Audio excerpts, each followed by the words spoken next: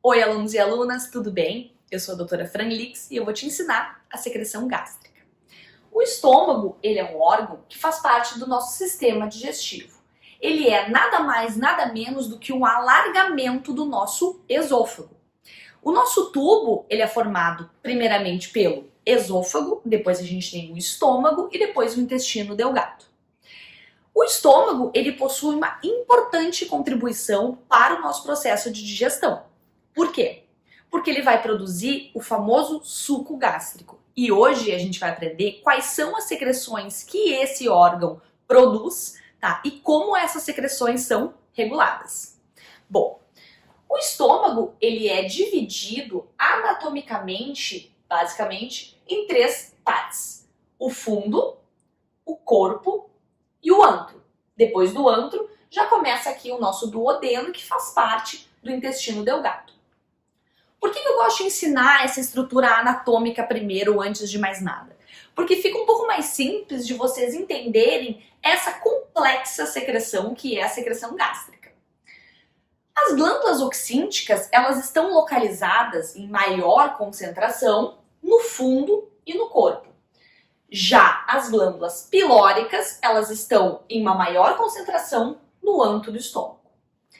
Tendo em vista que a gente tem esses dois tipos de glândulas, vamos agora ver quais são as células que estão, relacionadas a essas glândulas. As glândulas oxínticas, elas vão ter as células mucosas, as células parietais, que a gente também chama de oxínticas, só para confundir nossa cabeça, né? E também as células principais, que eu também vou chamar de células parietais, tá?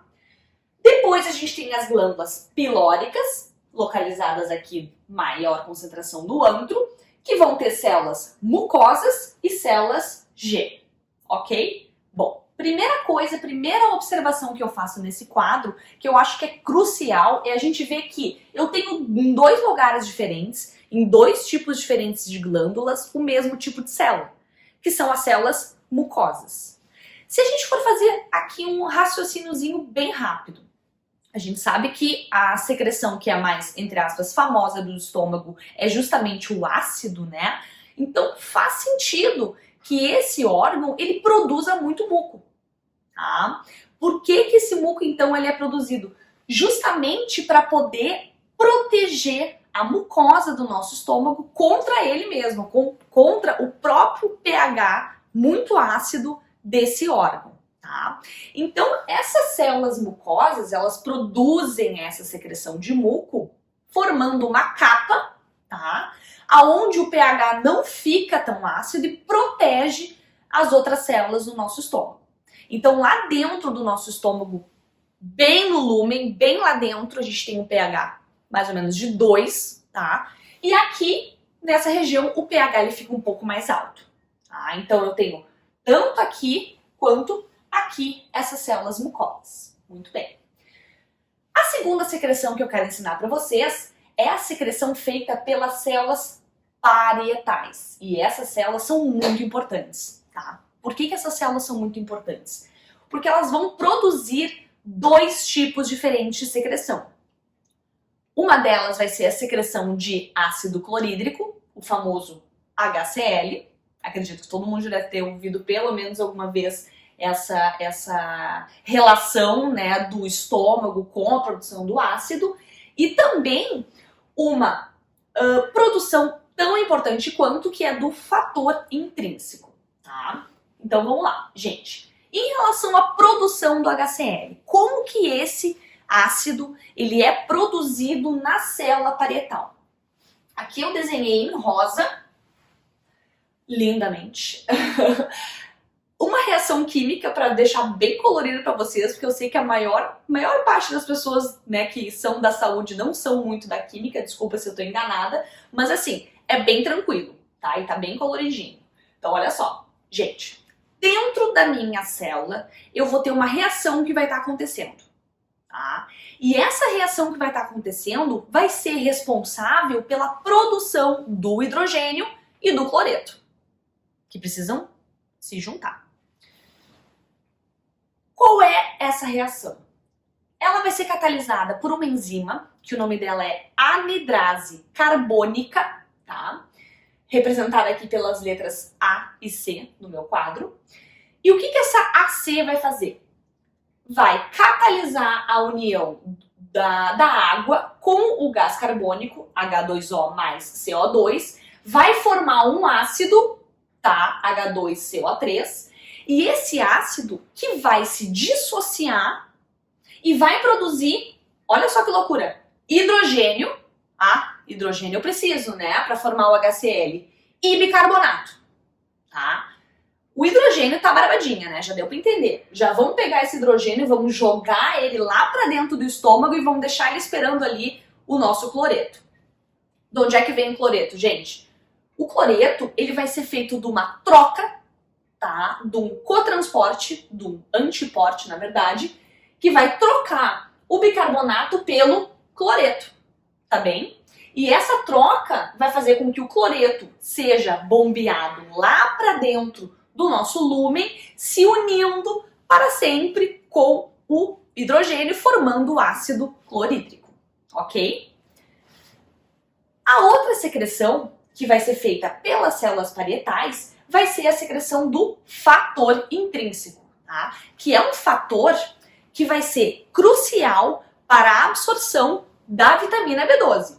Então faz de conta que a vitamina B12 é esse quadradinho amarelinho que eu desenhei, e aqui o fator intrínseco em verde. O que acontece? Quando os dois se juntam, eu consigo fazer a absorção da vitamina B12. Tá? Se não há fator intrínseco, eu não consigo absorver essa vitamina. As células principais, elas vão fazer uma secreção também muito importante. Todas as secreções do estômago são importantes, né? Deu pra ver. E complicadas e complexas. Mas as células principais vão produzir o pepsinogênio, tá? O pepsinogênio é o que a gente diz de uma pré-enzima, tá? O que vem antes, né, da pepsina? O pepsinogênio, tá? A pepsina vai ser a enzima que vai degradar, tá, as proteínas do nosso corpo. Ou melhor, vai começar a degradação dessas proteínas. E é por isso que a gente sempre diz que no nosso estômago a gente tem esse início de degradação proteica, ok? Bom, aqui a gente já falou sobre as células mucosas, restou falar sobre as células G. Tá? As células G, elas são produtoras de gastrina, tá? Gastrina é o hormônio do nosso estômago que junto com a histamina e a acetilcolina, né, que são neurotransmissores, hormônios, vão fazer essa regulação. Então a histamina, ela é produzida pelas células enterocromafins, tá? E a acetilcolina vai estar auxiliando, né, inclusive com o sistema nervoso parasimpático, na regulação dessa secreção gástrica, ok? Eu sempre gosto de ensinar fisiologia, mas trazer um pouquinho da prática para que vocês possam finalizar aí, dar um lacinho no conhecimento que vocês estão adquirindo hoje. Então vamos pensar o que aconteceria se eu não tivesse esses fatores aqui que eu tô contando para vocês hoje. Primeiro, o muco, né? Vamos colocar aí uma situação que ela é bastante comum, tá? Que é a infecção pela bactéria Helicobacter pylori. Tá? Então, brevemente, o que essa bactéria faz? Ela tem um fator de virulência que acaba comprometendo essa barreira de muco.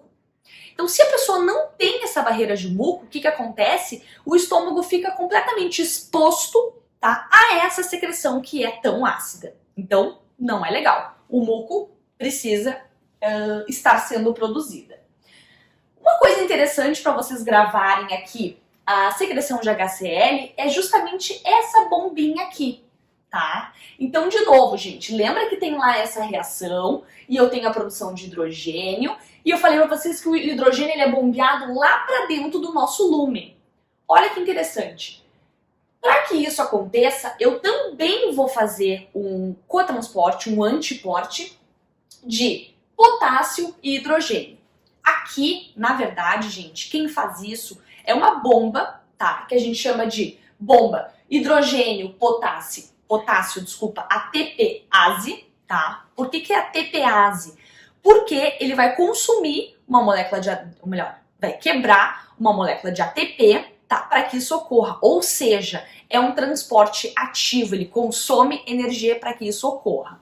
Tá, Fran, mas por que isso aqui é interessante? Porque, gente, aqui é o principal mecanismo de ação de alguns inibidores, tá? De secreção gástrica, aliás, ácida, como os inibidores da bomba de prótons. Tá? Então, medicamentos como, por exemplo, o omeprazol, o que eles fazem? Eles inibem essa bomba, fazendo com que o hidrogênio não seja bombeado para dentro do lúmen e, consequentemente, o nosso cloreto ele acaba ficando sempre solteiro, não consegue nunca casar com o hidrogênio. Por isso, ele diminui a secreção ácida. Tá? Em relação ao fator intrínseco, eu falei antes para vocês que esse fator ele é crucial para a absorção da vitamina B12, certo? Então, para que a vitamina B12 ela é importante? A vitamina B12 ela participa no processo de maturação das nossas hemácias, das nossas células vermelhas. O que acontece se eu não tenho a produção desse fator? A minha hemácia ela é produzida lá na medula, mas ela precisa de alguns processos para que ela fique viável, para que ela se diferencie e se torne uma hemácia plena que consegue carregar oxigênio e gás carbônico. Se eu não absorvo a vitamina B12, consequentemente eu tenho falha na maturação desses eritrócitos, dessas hemácias, e aí eu tenho um risco bastante severo de desenvolver anemia perniciosa. Tá? As células principais, como eu disse anteriormente, produzem, então, basicamente fazem a produção da pepsina. Mas a pepsina ela não está pronta ainda. Ela precisa ser convertida de pepsinogênio para pepsina, que por sua vez faz a degradação da proteína. Deu nó. Pepsinogênio vira pepsina. Quem é que faz a degradação da proteína? A pepsina. Ah, Fran, mas como é que isso acontece? Gente, ácido clorídrico. Isso quer dizer que eu preciso estar em um ambiente ácido para que ocorra a ativação dessa enzima. E se eu não tenho quantidade suficiente de ácido clorídrico, que é uma situação que eu chamo de acloridria, concordam comigo que eu vou comprometer a minha digestão proteica? Tá? Então, gente, de maneira geral, observem que a secreção gástrica ela é extremamente regulada, tá? E é muito difícil quando a gente tem uma falha de algum desses fatores, porque cada um deles vai ter um papel muito importante para a nossa digestão, para a nossa absorção e também entre eles, ok? Então, onde vai entrar esses neurônios, esses neurotransmissores, justamente estimulando e regulando toda essa secreção, ok? Muito obrigada pela atenção e até mais. Gostou dessa aula? Então eu quero te convidar a fazer parte dessa turma e acessar todas as aulas do meu curso. Você vai poder assistir a qualquer momento, quantas vezes quiser.